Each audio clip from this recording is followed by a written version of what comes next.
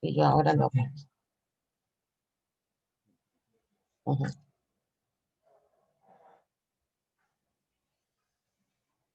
Ya estamos iniciando.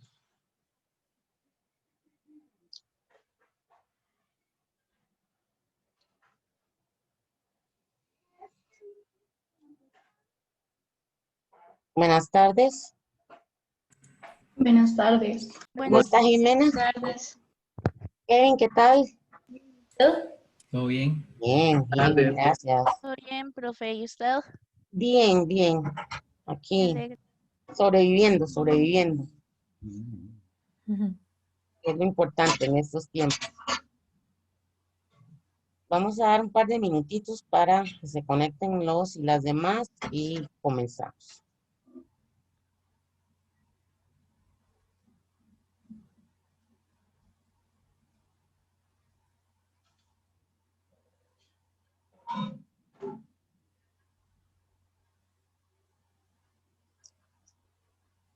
¿Cómo les fue? ¿Pudieron ver la clase, ustedes la clase de Goya en el video del 19? Fue con ustedes, ¿verdad? Que no pudimos grabarla.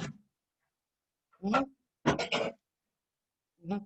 Bueno, yo la dejé en la clase del grupo 19. ¿Ustedes pudieron verla ya en mediación? Yo sí pude verla. Ah, ok, perfecto, Erika. Muy bien. A los demás les recuerdo que esa clase está en mediación virtual en el grupo 19, porque fue que no la pudimos grabar la de ustedes, pero ahí está por cualquier necesidad que tengan de hacer anotaciones, etcétera. Entonces, pueden dirigirse a mediación a esa misma clase eh, de la semana pasada con el link del grupo 19, para que por favor tengan eso presente. Está bien, profe. Gracias. Con mucho gusto. Y también les recuerdo que si nos van a escribir por alguna razón, ya sea a don Luis o a mí en el WhatsApp, por favor nos pongan el nombre completo y quién es el carnet y el grupo y el horario en donde están, por favor, porque son más de 200 alumnos y nos queda muy difícil identificarlos si no tenemos esa información cuando nos escriben. Recordarles eso. Bueno, les voy a pasar a don Luis y que tengan una excelente tarde. Ahorita nos volvemos a ver. Gracias.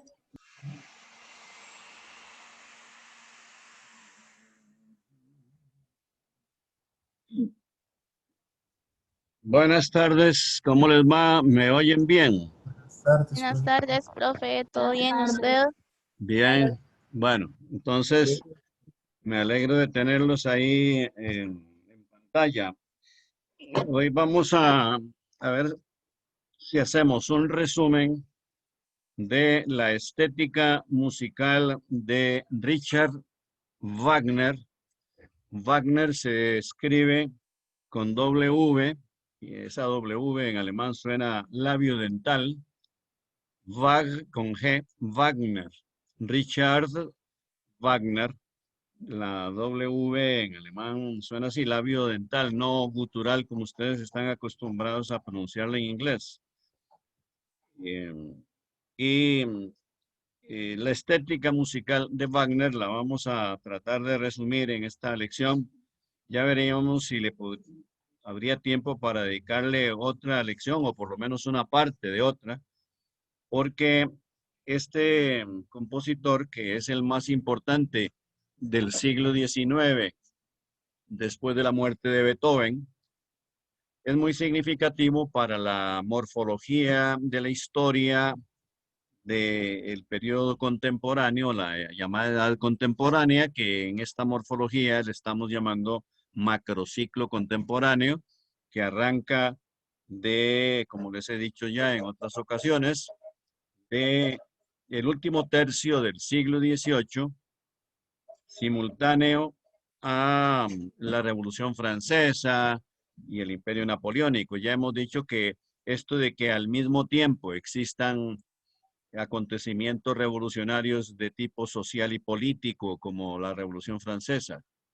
estén surgiendo obras románticas, idealistas. No es una contradicción, sino que es lo que yo he llamado anacronismo de los estratos culturales del espíritu. O sea que debemos imaginarnos la evolución histórica como los oleajes y las olas van como, por así decirlo, persiguiéndose unas a otras. Cuando una ya empieza su decadencia y otra que está en la base subiendo, y este es el eterno movimiento de las mareas. Por lo que esta imagen nos sirve para entender cómo van hilvanándose las épocas históricas, cada una de ellas con su espiritualidad específica, con sus diferencias respecto a la precedente y también respecto a la posterior. Y a Wagner yo lo escojo siempre como representante en el orden musical de un segundo ciclo, periodo, época, como quieran expresarse. Una segunda ola para mantenernos en la imagen esta de las mareas. Y siempre el mismo orden de los ciclos se produce a lo largo de la historia universal. Yo lo demostré en un tratado que publiqué hace pocos años sobre morfología de la historia universal. Y nosotros pues tenemos que contemplar esto en el pequeño pero muy denso periodo que nos hemos propuesto recorrer en este curso. Pero es la misma teoría y son los mismos ciclos. Después de un periodo de idealismo, al cabo de unos 40 o 45 años, que es el promedio de duración de un ciclo histórico, aparece ya una espiritualidad diferente. En los ciclos primeros de los macrociclos hay idealismo, hay romanticismo en las artes. Yo les llamo periodos de monólogo porque hay una introversión del espíritu, un meterse del espíritu histórico en sí mismo, e incluso esto repercute en la manera de vivir de las sociedades en esos periodos, la manera de vestir. Siempre he leído que en los periodos románticos se pone muy de moda, de mucho uso, la ropa solemne, la ropa oscura, sobre todo el negro, y pues esa solemnidad está acorde con también la actitud de no lanzarse constantemente a mítines políticos, a reuniones sociales, a partidos, a toda clase de congregaciones públicas. Hay entonces una introversión, una búsqueda de la soledad y una tendencia a disfrutar de la naturaleza huyendo de las ciudades. Tengo que aclarar que el amor a la naturaleza también pues, se mantiene en los otros periodos, pero de una manera diferente. Porque en el siglo XIX, en la época de Wagner, se desarrolla la pintura impresionista, que es un paisajismo y que desde luego pues ahí se demuestra en toda esa gran cantidad de paisajes geniales de Monet, William Turner, que fue un inglés genial que se adelantó a todo esto, de Renoir y otros. Hay una gran cantidad, Teodoro Rousseau, que se tienen en común, aunque trataron otros temas como el retrato. Sin embargo, se nota que la figura humana está en un segundo plano, o sea, fueron más inclinados a representar los paisajes, a retratar la naturaleza, pero a una distancia considerable, a través de una visión panorámica. Eso es la pintura impresionista. Y fíjense que en la música de Wagner nos encontramos con la situación de que Wagner trató de ser idealista y beethoveniano y no logró ninguna de las dos condiciones.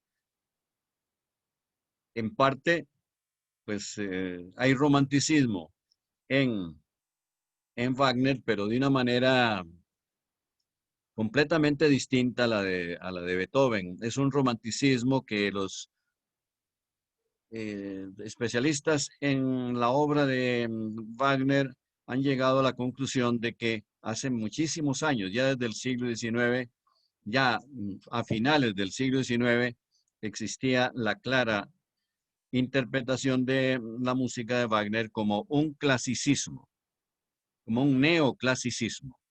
Y fíjense también que esto está de acuerdo con el impresionismo de la época y también con la arquitectura que recibió una vez más, porque ya en el siglo XVIII había habido un periodo neoclásico, se llamó la arquitectura del siglo XIX neoclasicismo. Y por eso ahí aparecen edificios de gran brillantez, de gran belleza, neogóticos. El gótico es un tipo de arquitectura de la Edad Media, del siglo XIII, que viene a continuación del periodo románico, que fue un periodo de introversión, de idealismo, de romanticismo, de un disfrutar de lo místico dentro de las mismas paredes de los edificios religiosos. Y en cambio, el gótico era ya como una flecha destinada a pinchar, digámoslo así, el infinito, una búsqueda de la felicidad espiritual fuera del espíritu humano en las regiones celestes. Volviendo entonces al asunto en que estamos, que es Wagner, en Wagner hay entonces correspondencia con el impresionismo pictórico y con el neoclasicismo en arquitectura. Por tanto, hay una correspondencia en ese esteticismo clásico, hay un clasicismo muy evidente en Wagner, a pesar de que trató de ser romántico. Entonces, ustedes deben preguntarse, qué curioso, habiendo sido un genio de la música, no pudo ser beethoveniano como pretendió, habiendo estudiado, como él dijo, él confesó, durante muchísimos años, las 9 sinfonías de Beethoven, para que se contagiarse, digámoslo así, impregnarse del espíritu romántico de Beethoven, no lo pudo lograr. Y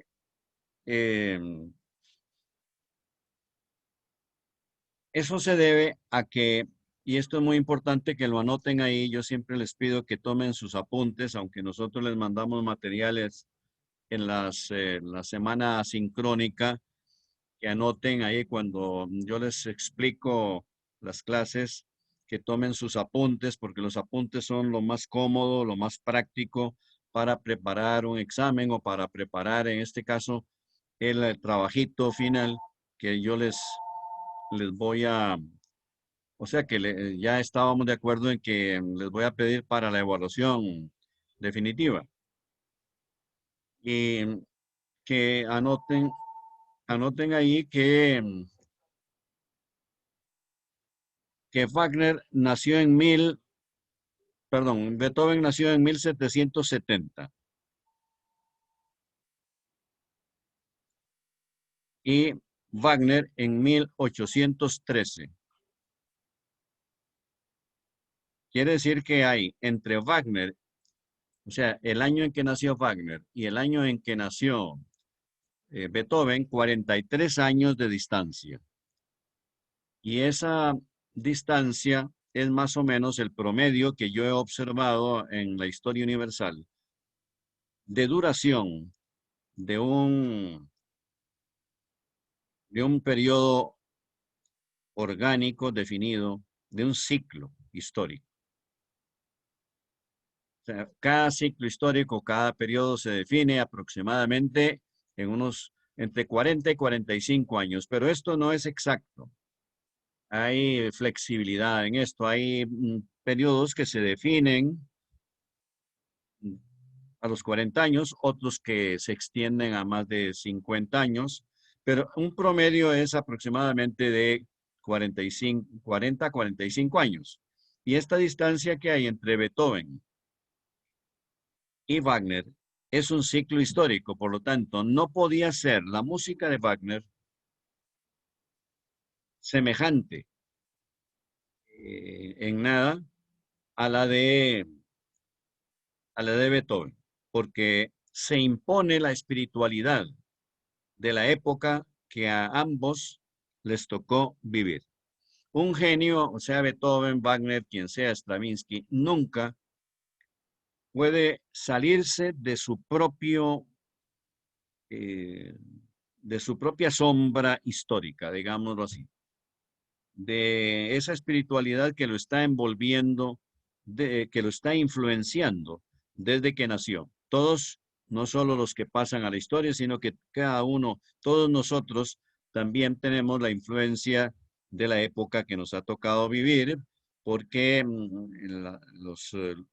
los maestros que hemos tenido, los libros que nos han pedido que leamos, la mentalidad colectiva que ha influido en nosotros, nos condiciona y que nuestras opiniones, aunque seamos de generaciones muy distantes, son comunes a la contemporaneidad, o sea, todos somos contemporáneos. Y esa contemporaneidad es la que influye en la manera de hacer arte cuando la persona escribe, o ya sea cualquier género literario, la poesía, el teatro, la novela, todos los géneros literarios, o escultura, pintura, arquitectura, en todo influye el espíritu de la época. Quiere decir que Wagner es representativo de un segundo periodo y como de todas maneras en Wagner siempre hubo una pretensión romántica, el género musical que él desarrolló, que es lo que él llamó el drama musical, es más o menos una ópera. Claro que sí. Wagner en este momento me hubiera oído, diría, bueno, menos mal que usted dijo que más o menos, ¿verdad? Porque no confunda a nadie. Una ópera de esas que hacen los italianos, diría el soberbio Wagner, ¿verdad? Con desprecio, con el drama musical. Si alguien le dijera, bueno, es que mire, un libreto, una obra de teatro como las que usted prepara para adjudicarle una música, es precisamente lo que hacen los compositores de ópera. Y diría, sí, se parecen, pero es que la diferencia está en que para mí hay una consustanciación de las artes. Y él pretendió consustanciar, integrar todas las artes desde la música, que era el arte en que él era un verdadero genio. Desde luego no lo logró, pero incluso pensó que la arquitectura tenía que estar ahí presente en su música y mandó a construir escenarios enormes, porque decía que sus obras, sus dramas musicales no cabían en los escenarios tradicionales, y mandó a multiplicar, a poner más profesores en las orquestas. Decía que las orquestas de cámara eran muy limitadas para desarrollar su música, y además mandó a construir otros nuevos instrumentos musicales de cuerda, 2 o 3. Quiere decir que hay una grandiosidad muy típica de la raza alemana en Wagner, en todas sus pretensiones, sus actitudes, y su música también es grandiosa, es estruendosa, ruidosa,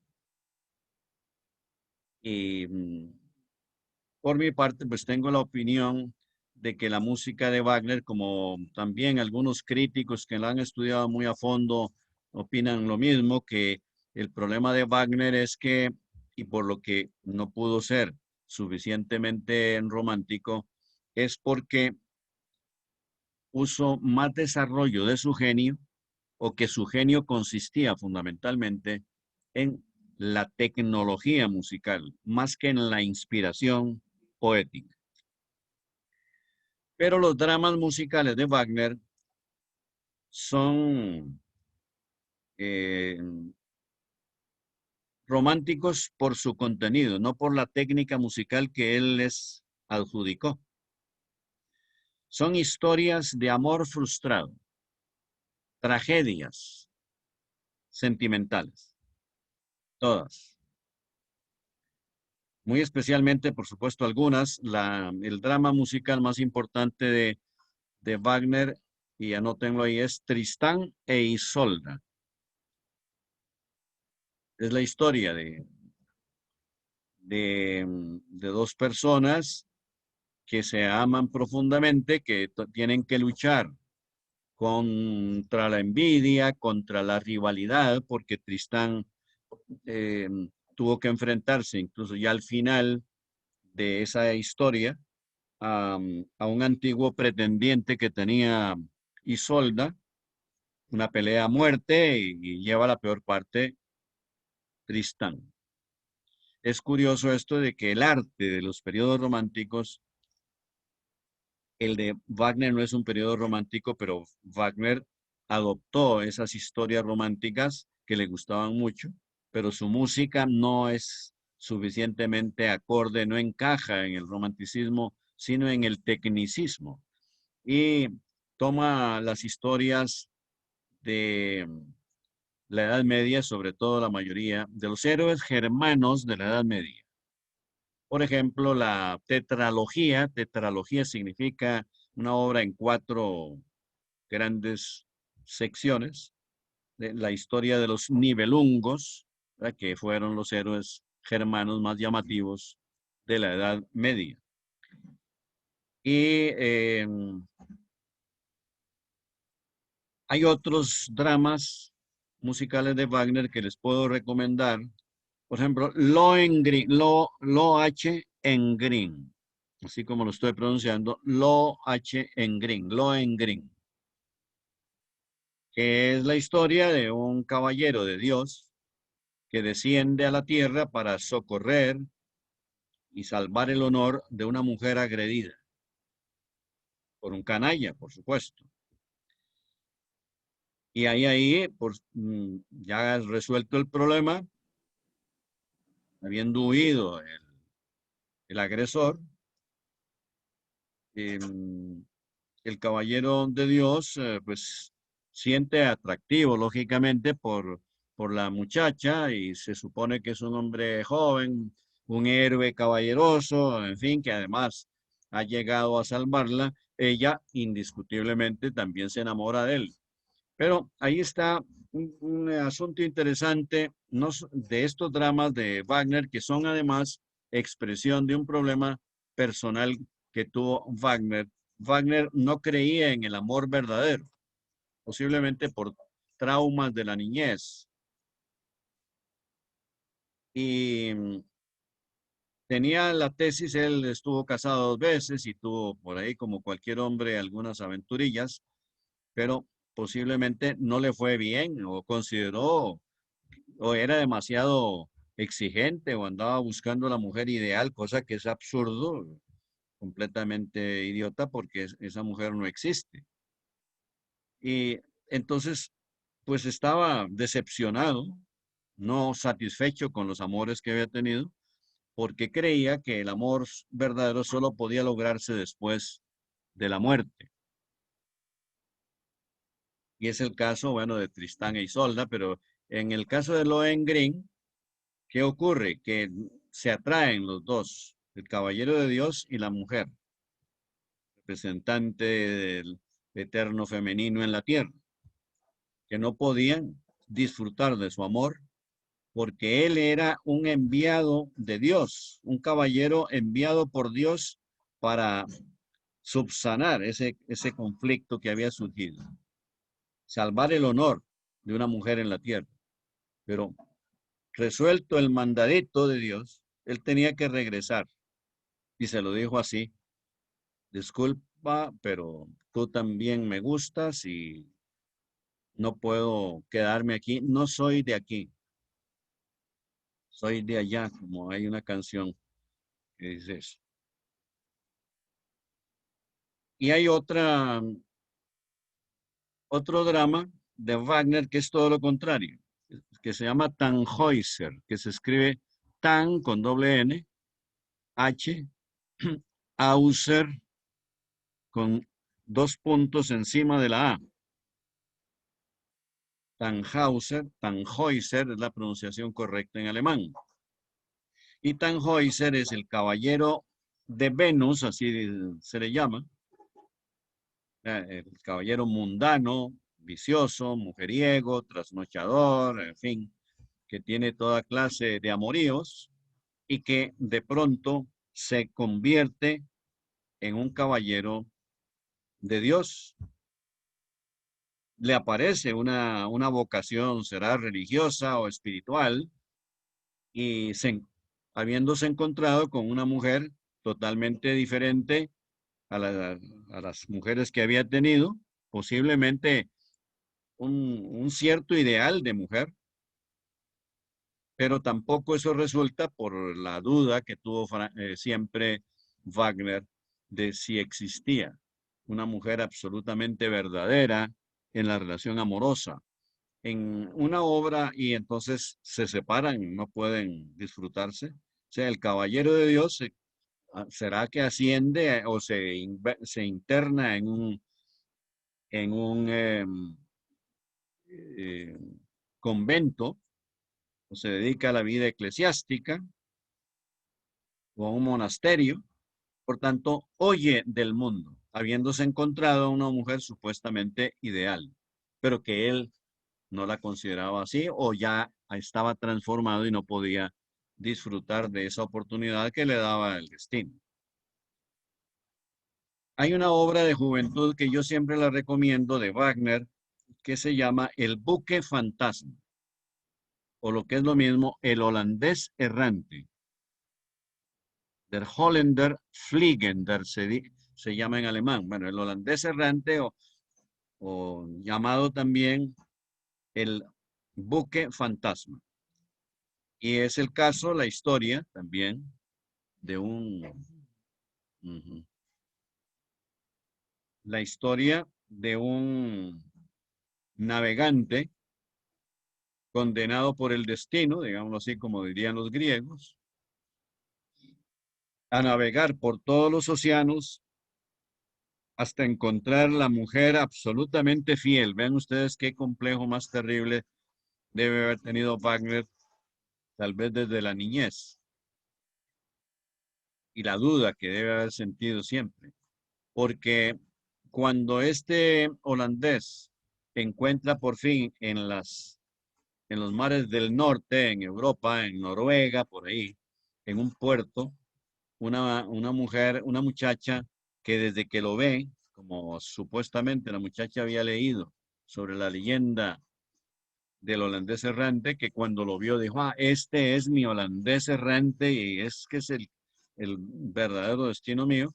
Y él se queda mirándola a ella. Es lo que los psicólogos han llamado siempre pues, el flechazo por encantamiento inmediato de dos personas que se conocen. Pues esto ya ustedes tal vez lo saben o lo empiezan a sospechar o ya lo sabrán, de que no hay que fiarse mucho de la primera impresión porque muchas veces falla y además pues puede perfectamente llegar a ser un gran amor, pero no, no como para pensar que un amor que ha ido progresando lentamente no vaya a resultar, porque más bien podría ocurrir que tuviera más firmeza. Hay amores que son como lo que se llama, creo que son los argentinos los que le llaman el fuego, algo así como un fuego fatuo, eh, el fuego de virutas. Viruta es lo que en Costa Rica llamamos, una palabra degenerativa de viruta, que es una palabra española, llamamos burucha, que es un serrín, una madera aserrada, en colochos, no fina, granulosa, sino en ricitos. Y que entonces, pues es buena la imagen porque eso enciende, da una gran llamarada, pero se quema rápidamente. Entonces, sabemos de amores que duran una llamarada 3 meses y después no se pueden ni ver. O la mayoría de las parejas de hoy, tengan mucho cuidado ustedes, porque la gran mayoría de las parejas, según estadísticas, a los 3 o 5 años ya no tienen ninguna pasión y con suerte más bien hasta se aborrecen después de esa llamarada que les queda ahí de como un recuerdo, nada más. Entonces, este es el complejo que tenía Wagner y se lo mete a los personajes, porque el holandés errante, cuando la muchacha se queda encantada viéndolo, el príncipe azul le apareció, lo que ella muy honrada como mujer, le dice, bueno, que ella tiene novio, pero que ella lo estaba esperando secretamente y que le va a decir al novio que no vuelven a verse. Bueno, el holandés acepta, pero con esa duda de si realmente va a liquidar al novio. Hay un idilio y la música de Wagner se adapta perfectamente a ese idilio, a ese amor que no dura mucho ni puede durar, porque al final le puede la duda al holandés y decide irse. La mujer sospechó sin decirle nada en la madrugada. La mujer se daba cuenta si vivía con él, cómo no se iba a dar cuenta. Entonces, que ella también se prepara y cuando él ya va a subirse al barco, ella va en carrera hacia él.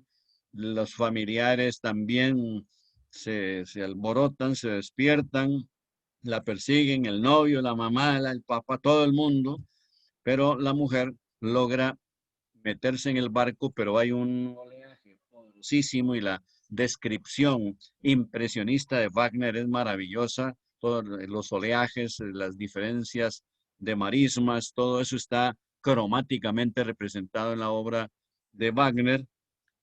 Y ese oleaje profundo sumerge al barco, o sea, los manda a la muerte a los dos amantes, que luego surgen al final de la obra, también en una gran ola gigantesca, y en la cúspide de esa ola gigantesca están abrazados y besándose apasionadamente los dos amantes, el holandés errante y Senta, creo que se llamaba la muchacha de ese puerto.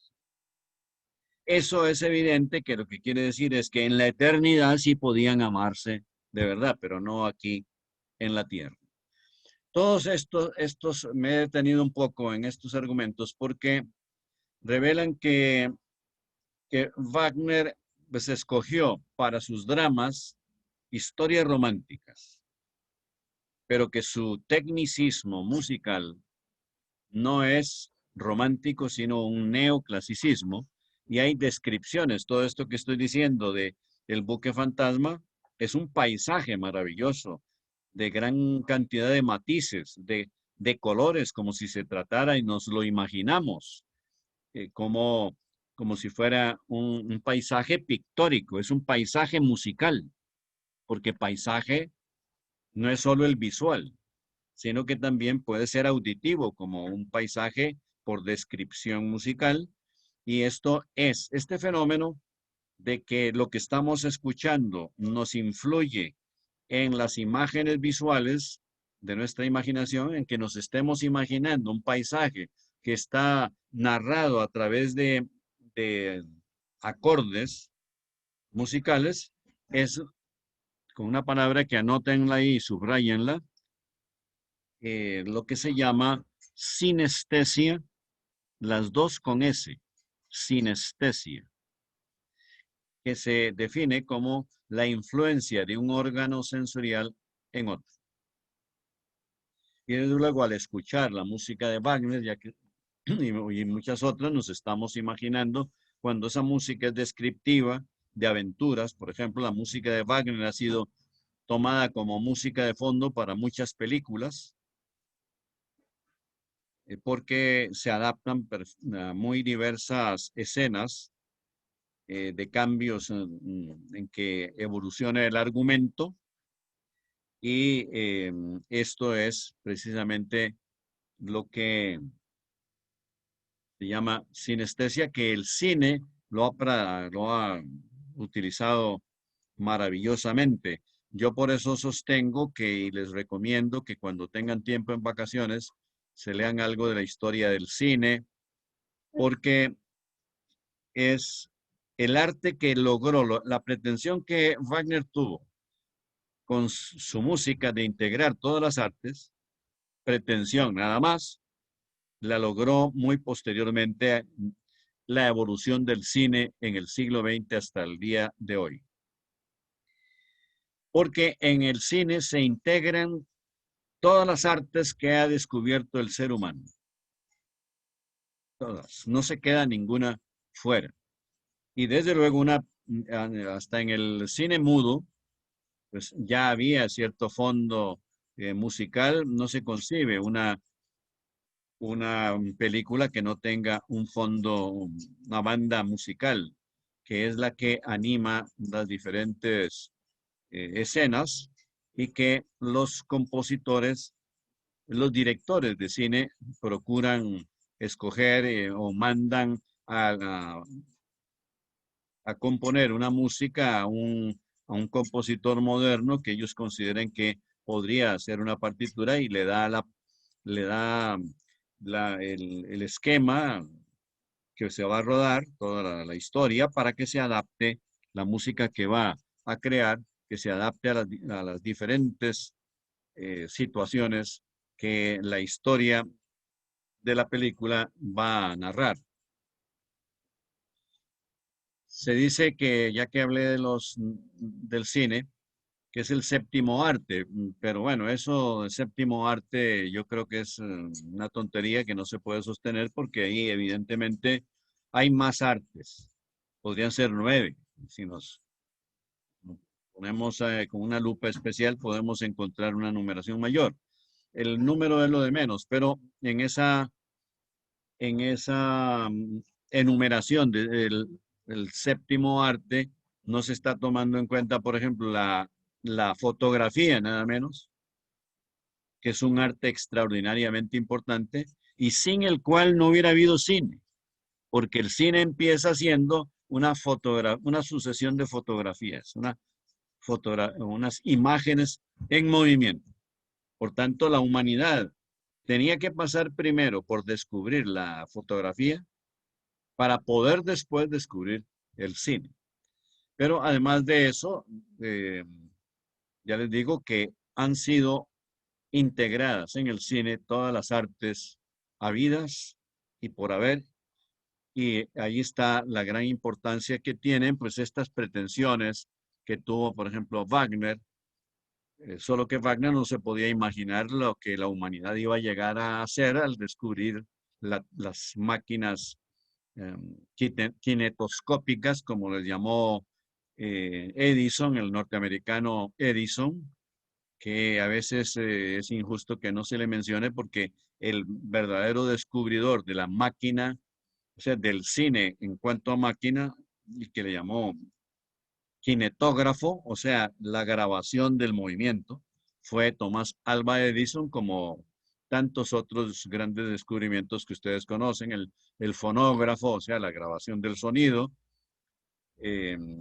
la lámpara incandescente, científicamente también la lámpara de rayos catódicos, que fue decisiva para que el inglés Thomson pudiera descubrir el electrón como la unidad eléctrica. Paro un momento antes de continuar precisando este resumen sobre Wagner, a ver si alguien, no sé si por ejemplo Edgar Hernández, si en este momento pudiera decirnos algún comentario o alguna duda que tenga o algo que le haya llamado la atención. No, lo único que me llamó la atención fue la recuperación que tuvo Wagner de de los ciclos de cuentos y mitos medievales, principalmente el de Tristán e Isolda, que lo recuperó del círculo de historias del rey Arturo. Sí,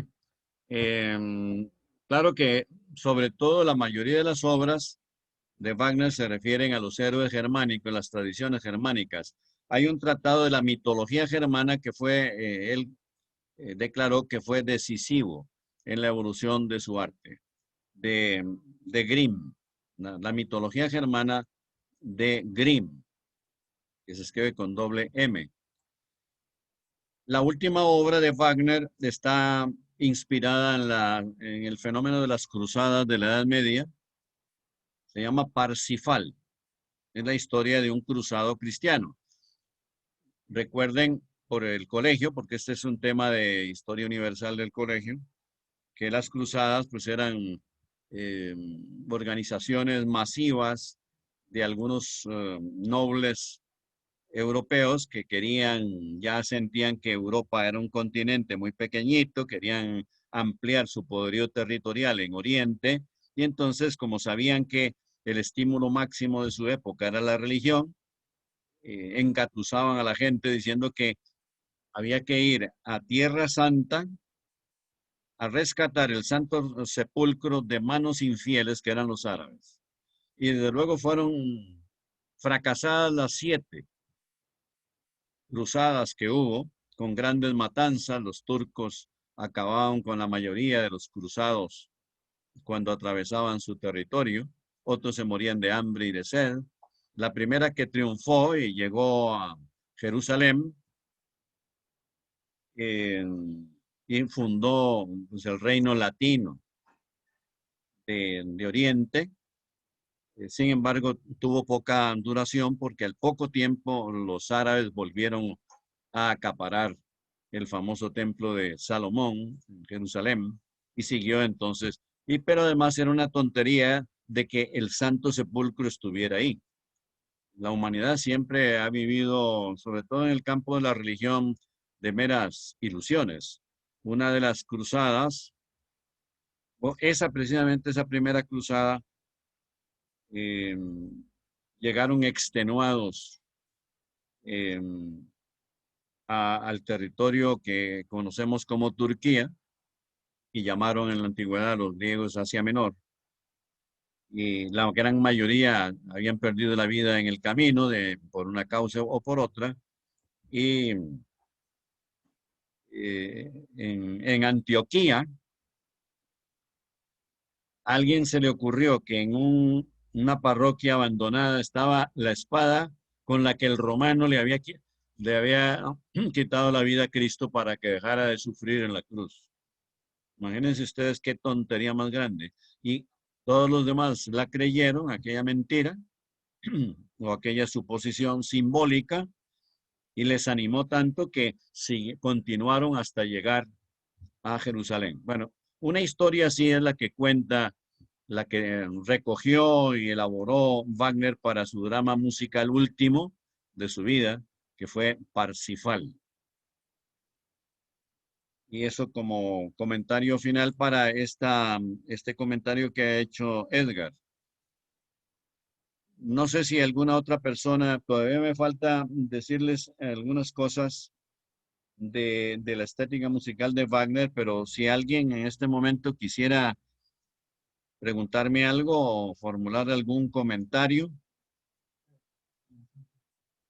Yo no sé, a ustedes creo que no les he recomendado una obra muy representativa de Wagner que es La Cabalgata de las Valquirias y que además es muy representativa de esto que les estoy diciendo, de la afición de Wagner como alemán, de la tradición germana, porque las valquirias eran heroínas, vírgenes que cabalgaban en el campo de batalla socorriendo a los soldados heridos, llevándoles víveres, agua, medicinas, en fin, y que se jugaban la vida, claro, porque correteaban con sus caballos por todo el campo de batalla, jugándose la vida.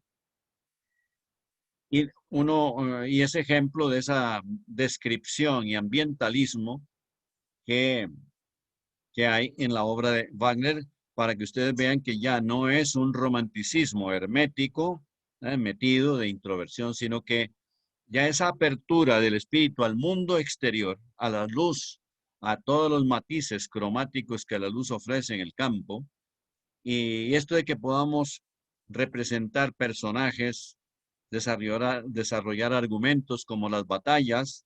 Uno se está imaginando los caballos galopando por el campo de batalla, los ruidos que produce el uso de las armas. Y esto no es ni puede ser romanticismo, sino que es descripcionismo, ambientalismo, que es característico como en la pintura impresionista que al principio de la clase de hoy les estuve mencionando. Paro un momento para ver si, no sé si, por ejemplo, que no veo bien ahí el nombre, Francisco. No sé si es Goñe. Francisco, ¿me está oyendo? Sí, profesor, lo escucho. Francisco Lara, disculpe. Sí, Francisco Lara. ¿Le podemos sacar algún comentario? Pues hasta el Improvisado, porque momento, a nivel de dudas, no hay ninguna. O sea, la verdad es que sí le estoy prestando bastante atención porque me parece muy interesante. Es un tema que muy personalmente no, pues no he profundizado tanto. Entonces, más bien lo que estoy haciendo es aprendiendo más allá de tener algún aporte, pues que pudiera darle un valor agregado a la clase tan interesante que estamos teniendo hoy. bueno, pero ese comentario está muy bien, me anima y además yo por eso le pedí opinión, la que fuera improvisada, porque lo he visto muy atento. Bueno, todos los que veo en pantalla, algunos que no pueden poner ahí por la razón que sea. No lo reprocho porque esos son problemas técnicos. Pero como los estoy viendo ahí, entonces se me ocurre pedirles alguna opinión. Hay algo que quisiera que anotaran ahí, que es un principio muy importante para entender la técnica que ya la he explicado, la técnica de Wagner, en donde hay más tecnicismo que inspiración. Esto los más agudos especialistas que han estudiado durante muchos años las partituras de Wagner están de acuerdo en esto, de que no es técnicamente un romántico, sino, y que ya dije, lo romántico en los dramas musicales de Wagner es su dramatismo y las historias de amor frustrado. También el cruzado de Parsifal fracasa dramáticamente en su pretensión, esa pretensión absurda de que hemos hablado de rescatar el Santo Sepulcro que no podía existir ya ahí después de miles de años. Pero se hacían la ilusión, como los que se hicieron la ilusión de que la espada que encontraron en Antioquía era la espada que hirió a Cristo, imagínense ustedes. Todavía hay en España, en México, en, bueno, toda la América Latina, pretensiones así. En España se dice que yo en mi época de estudiante oía decir que el cuerpo de Santa Teresa de Ávila, la tesis dogmática de que el cuerpo de los santos no se pudre, que se mantiene eh, sano en todas sus condiciones, que el cuerpo de Santa Teresa está en esas condiciones, que no ha sufrido lo que sufren todos los cuerpos cuando mueren, que es una putrefacción. Cuerpo incorrupto, habla en España de Santa Teresa. Pues eso se respeta porque alienta la fe de las personas que tienen la suerte de conservar ese sentimiento, porque yo creo que es positivo que la persona tenga fe.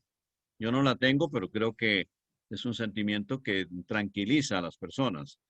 Pero ¿qué ocurre? Que en el convento en que supuestamente tienen el cuerpo de Santa Teresa incorrupto, no dejan verla. Que si eso fuera cierto, serviría precisamente para encender más todavía la fe o eliminar las dudas para gente que las tiene.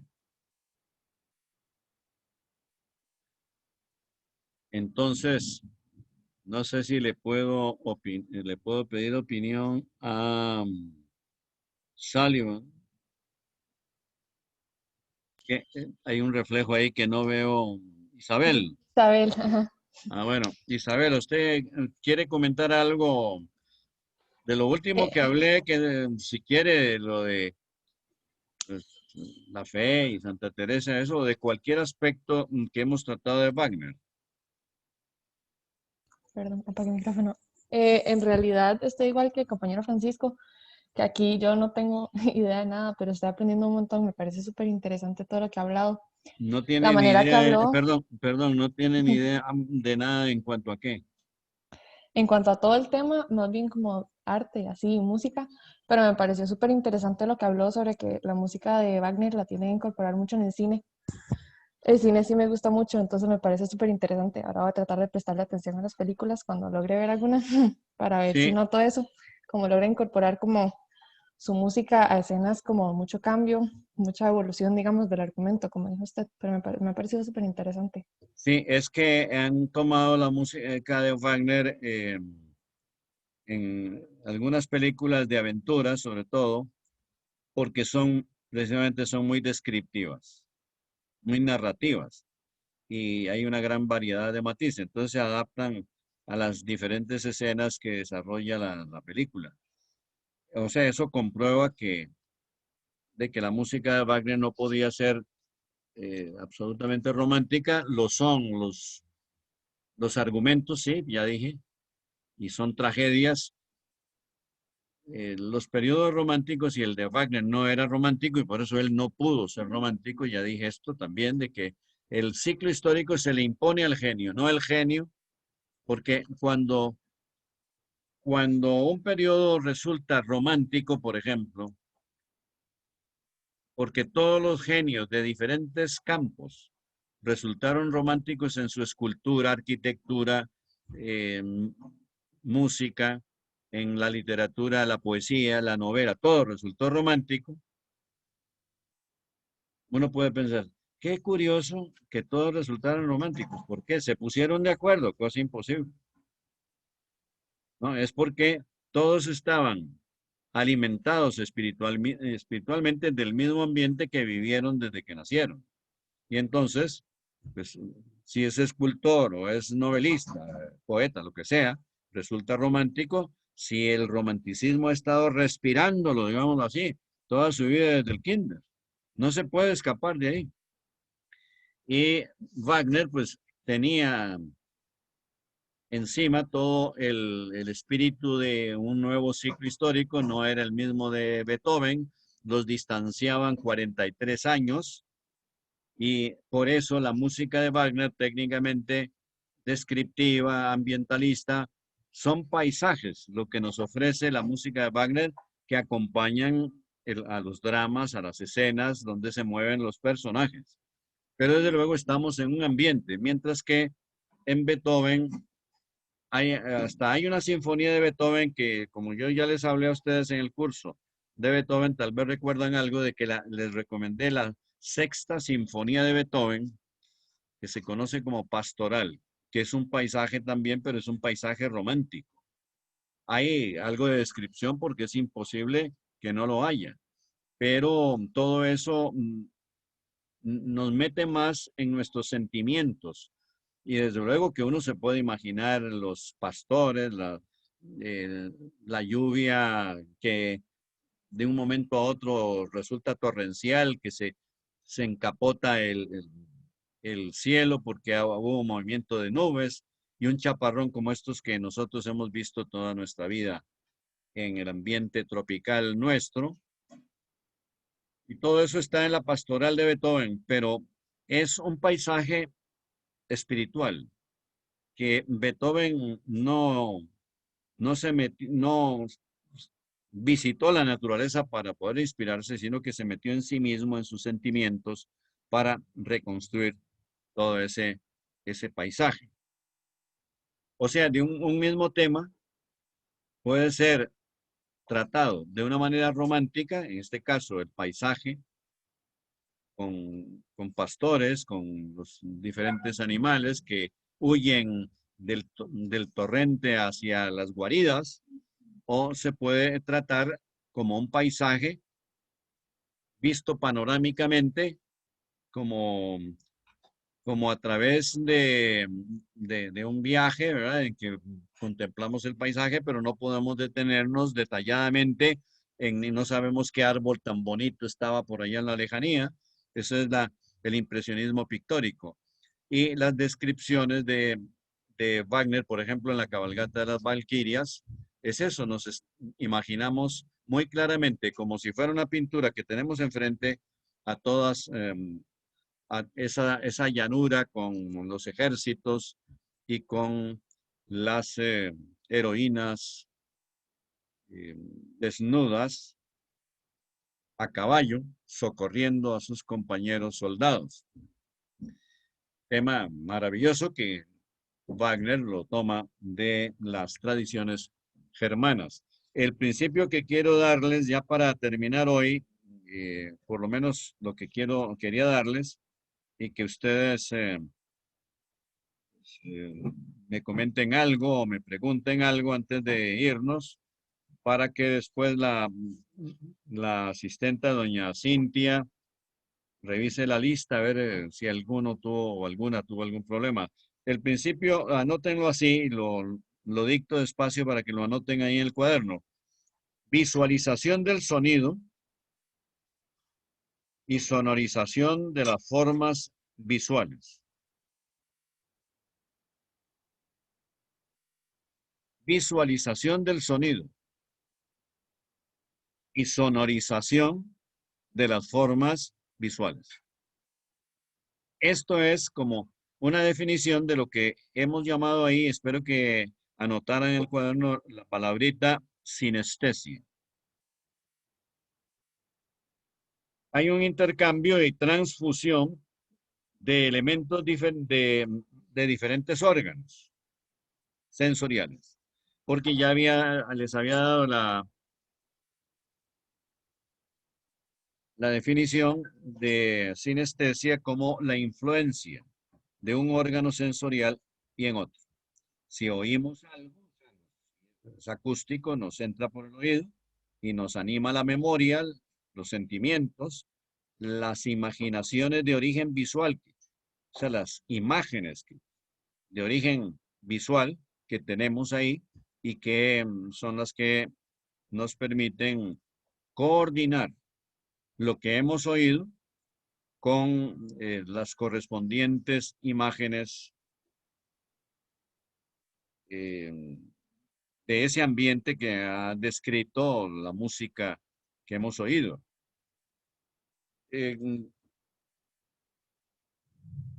También, bueno, rápidamente pueden anotar un principio, anoten ahí, principio fenomenológico para entender los cambios de espiritualidad que suponen los ciclos históricos.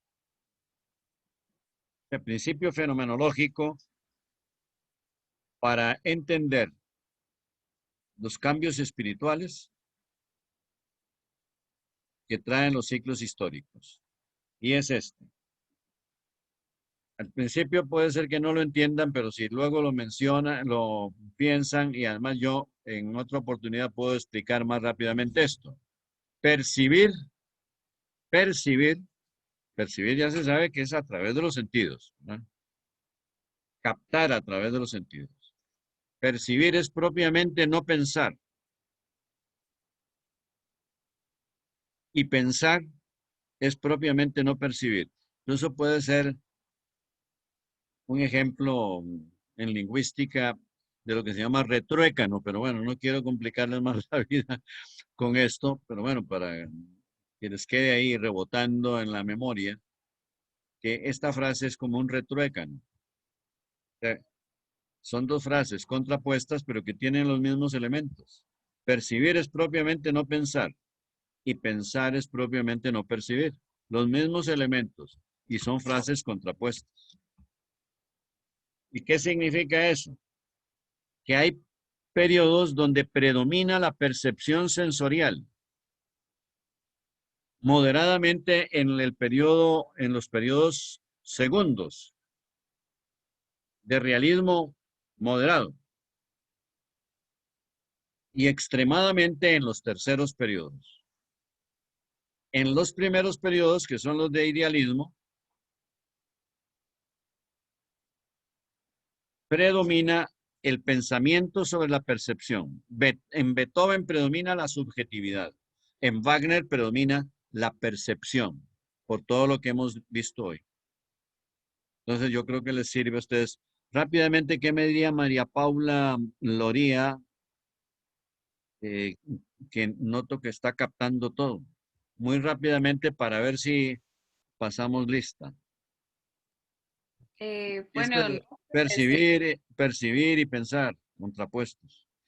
yo, bueno, O sea, yo creo que épocas perceptivas y épocas de pensamiento. sí, yo creo que igual como usted estaba explicando la diferencia entre Wagner y Beethoven, yo creo que a veces el arte puede ser un arte como más racional, en el que es pensado, y hay otras veces en el que puede ser más emocional o sentimental, entonces es más de percepción. Pero yo creo que es interesante tal vez pensarlo un poco más. Nunca había escuchado esa idea. Bueno, ojalá que todos lo anotaran ahí. Yo lo dicté rápido, o sea, lento para que lo anotaran y lo mediten. Y en realidad es muy sencillo. Hay periodos de la historia donde predomina la percepción. Hay un percepcionismo predominante. Y el caso contrario es el del idealismo, en que hay una tendencia al pensamiento y que la percepción se vuelve muy secundaria. El paisaje de Beethoven en la pastoral es un paisaje no perceptivo, sino invivible, o sea, vivible dentro de la subjetividad, un paisaje espiritual. Y el impresionismo es un predominio en la época de Wagner, un impresionismo eh, musical, un predominio de la percepción moderada, porque en el siglo XX hubo un percepcionismo exagerado que trastrocó, ya lo veremos en las vanguardias. Vamos a ver si la próxima semana ya empezamos a tratar las vanguardias de la primera mitad del siglo XX, porque ya pues estamos bastante avanzados, faltan pocas lecciones. Y por lo menos las más importantes vanguardias, ya les haré un resumen de ellas y ya verán qué interesantes. Entonces, bueno, me despido. Me alegro mucho de verlos. Contéstenme algo, porque si no, lloro. Gracias, profe. Gracias, profe. Buenas tardes. Hasta luego. Gracias. Bueno, ahora quédense un ratito ahí para ver lo de la lista.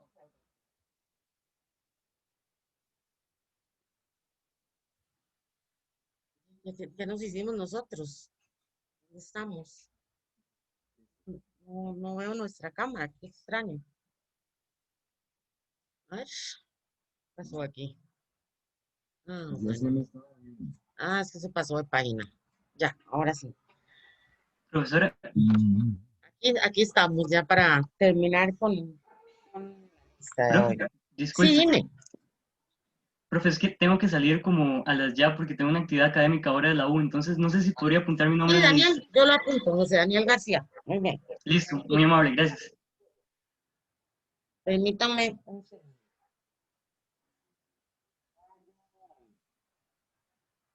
Poniendo al día mediación y entonces no tenía las cositas afuera. Entonces, Carlos Mario Rojas, Presente, profe. Erika Araya, Presente, profe. María Paula Loría, Aquí, profe. Luis Diego Naranjo, Aquí, profe. Tatiana Salazar. Tatiana Salazar.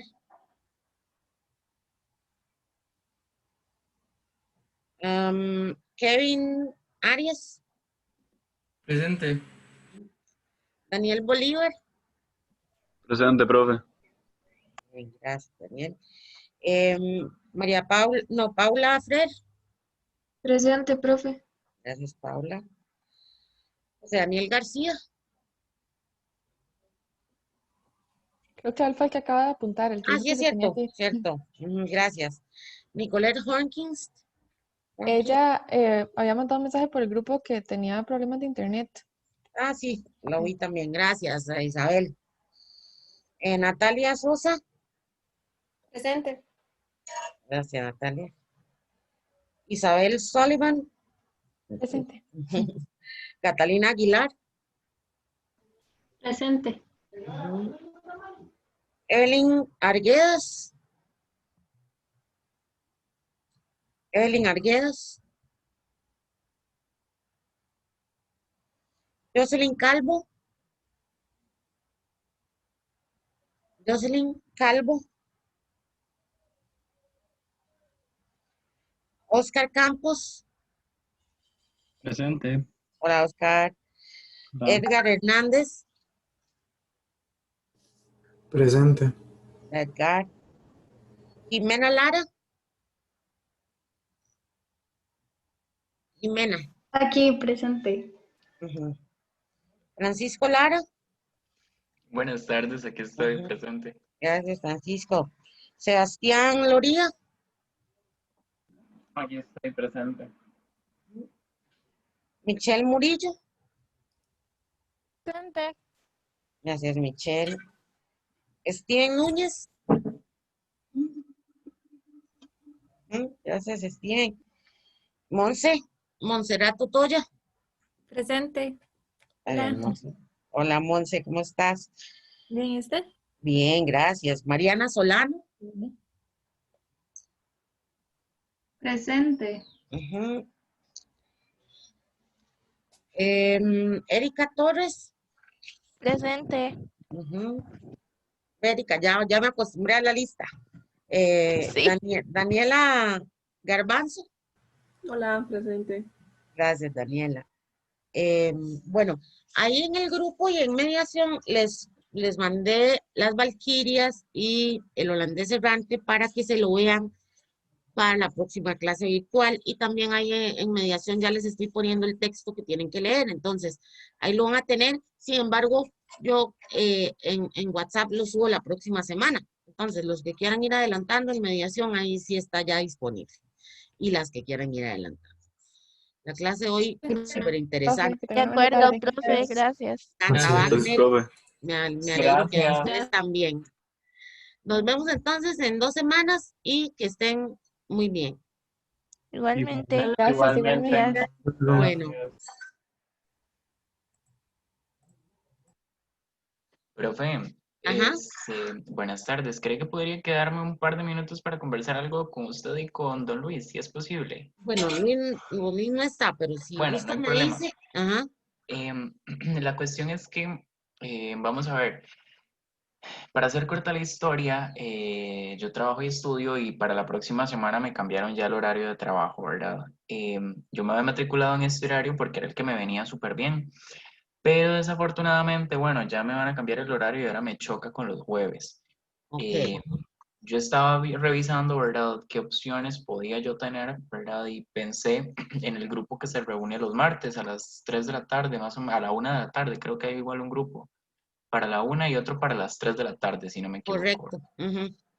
El de las 3 No, de la no, tarde. los martes es otro seminario. Los martes a la 1 es del seminario 1 Ah, y, y a las 3 del seminario 2. Ajá. Ok, el de las 3 a mí me vendría súper bien como para poder seguirme conectando, porque ya los jueves definitivamente yo ya no podría Está continuar, bien, ¿verdad? Francisco, nada más recuérdenme. Mándele a don Luis un correíto para yo tenerlo ahí presente. Y también recordar que usted no se está conectando los jueves, sino que se va a conectar en cuál grupo ya va a decidir conectarse. Ah, ok, Entonces, pero ok. no hay ningún problema. Luis siempre en eso es súper abierto y les ayuda muchísimo. Entonces, también tenemos un grupo el viernes, ¿verdad? A las 3 de la tarde. Ah, sí, pero el problema es que solamente el del martes puedo, porque bueno, el martes y miércoles serían ahora mis días libres y entonces el martes me quedaría perfecto. Perfecto, nada más mandanos un correo para recordar luego que vos estás asistiendo a ese grupo, pero yo ponerte la cuestión presencial en el grupo que te corresponde, digamos, Ah, ok, de ok, nosotros. ok. ¿Está bien? Perfecto, está bien, muchísimas gracias, Bueno, más ¿se bien. tiene el correo, Luis? Sí, Francisco, es el que así. han estado enviando, ¿verdad? Constantemente al grupo, entonces perfecto, yo lo tengo por ahí. luis.lara@ucr.ac.c. Listo, muchísimas Bueno, gracias, que tengas con buena mucho tarde. gusto. Que estén muy Hasta luego. bien. Chao, que estén muy bien. Voy.